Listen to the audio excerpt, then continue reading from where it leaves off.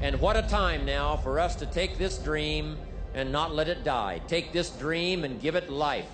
Take this dream and breathe into it your own personal spirit until finally it becomes a flame that burns around the whole world.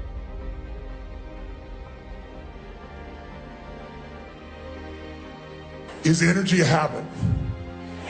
Yes. I want to make sure we maximize that habit.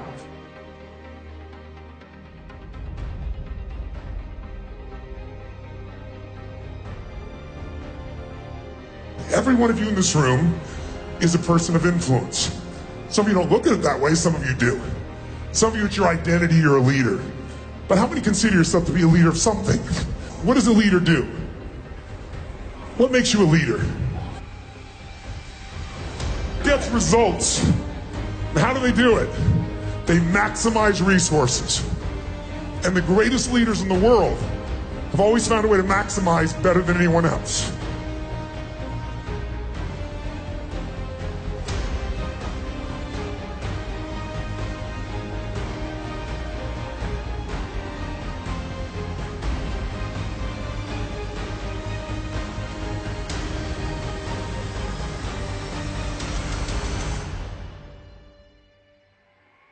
And if I look at Richard Branson, he's as hungry today as when he was 16 years old. Working in a crypt, coming up with this idea called Virgin. Hunger is incredible. Energy is incredible.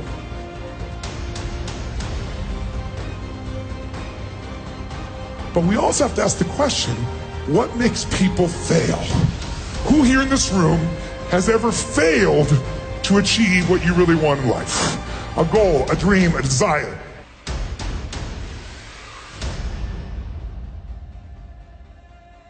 They asked Sam Walton in the 1974, had 78 stores. They all said in that year, sell. Sell Walmart in 1974. Resources, he has no more resources, he has no more cash, he has no more capability. No one's gonna want this anywhere else. Where's Walmart today, ladies and gentlemen? How many stores? Throw it up there. It's the dominant player on the face of the earth. Today you got 11,000 stores and $500 billion in sale.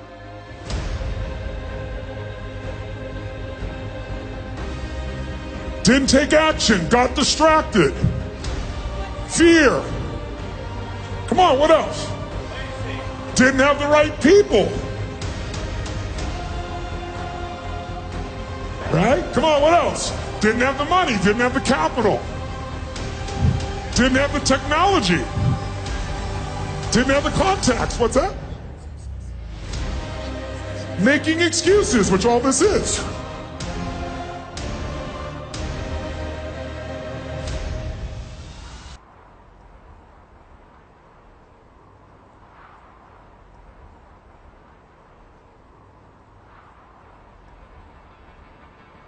When I look at how to create answers, I don't look for the excuses.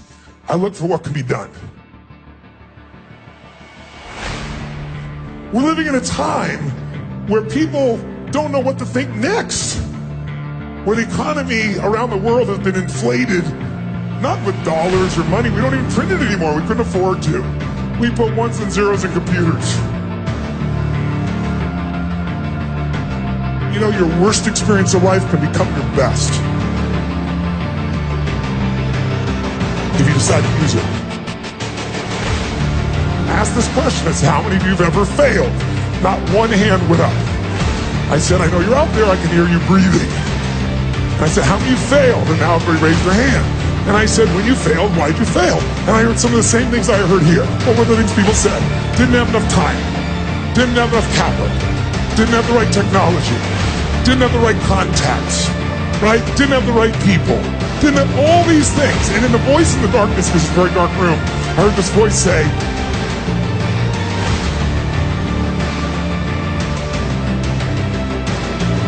when you told me all the reasons why you failed, you told me resources you were lacking. Courage is a resource, right? Time is a resource. Money is a resource.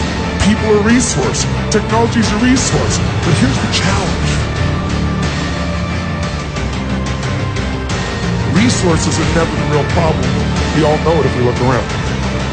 Think about it. You can get the resources if you're resourceful enough.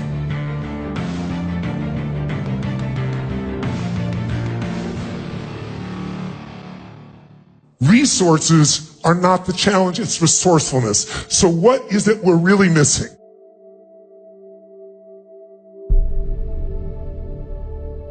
It's some form of human emotion that we have learned to value less and less in a technologically driven society.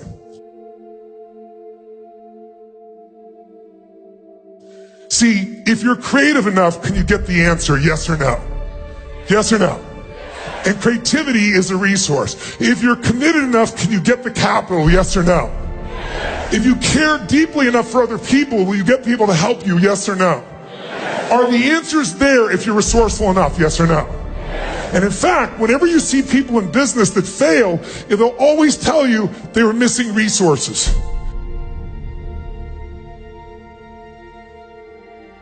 When they really just weren't resourceful enough.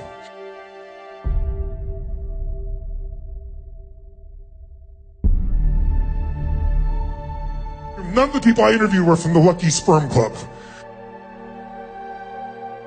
They all built it from scratch. These people just took no excuses. They knew they could get the resources if they were resourceful enough.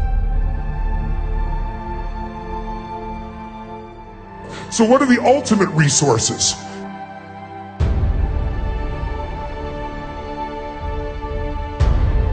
Creativity, joy, love, determination, flexibility.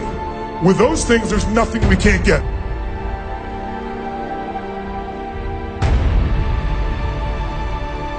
Don't tell me you don't have the resources. If you don't, it's because you're low energy. It's because you're so frickin' smart, you're in your own way.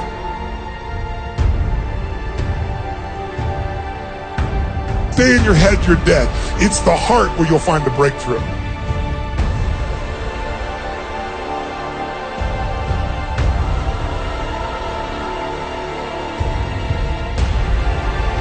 There is no limit. The only limit to our impact is our creativity and caring. If you care enough and you're creative enough, there is no limit. But most of us allow our mind to get in the way, we get caught up. But the point is, it's resources.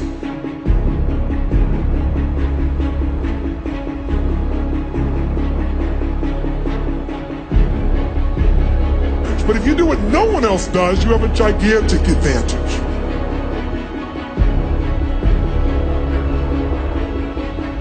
Stop thinking about the score of the game and focus on one thing you can control.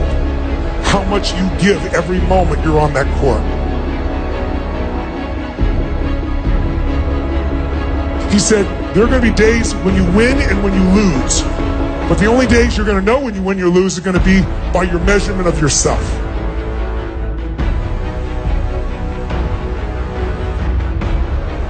If every single moment you're on that court, you're engaged at level 10 or above, if such a thing were to exist, and you gave every ounce of yourself every minute on the court, then it doesn't matter what the score is, you won.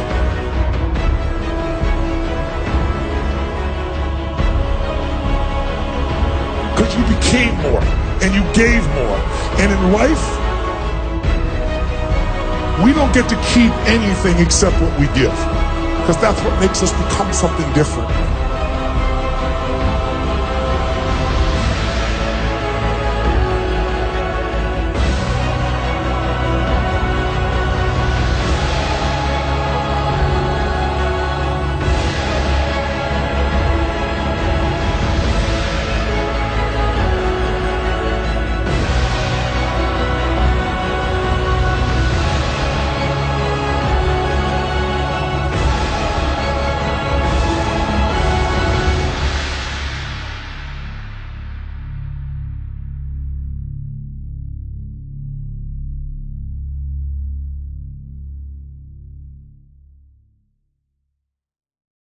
Listen, if you lose your hunger, if you're willing to settle for less than you can be or do or create or share, then you're selling yourself short and you're going to make your life have not the juice it deserves.